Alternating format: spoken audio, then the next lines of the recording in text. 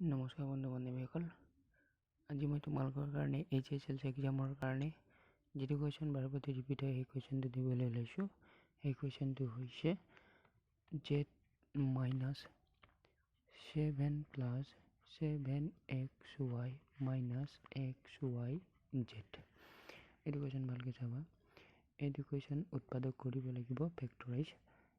এইটোক ভাঙি দিব লাগিব এতিয়া উৎপাদক কৰি, equal to 1z minus 7 minus xy minus 7 plus z equal to ইয়াৰ পৰা আহিব 1z minus 7 minus xy, এইটোক লুটিয়াব লাগিব, এইটো হ'ব আমাৰ z minus 7 equal to পাম আমি ইয়াৰ পৰা, এইটো আমাৰ ওলাই আছে, এইটো হ'ল আমাৰ z minus 7, ইয়াত থাকিলে আমাৰ 1 minus xy।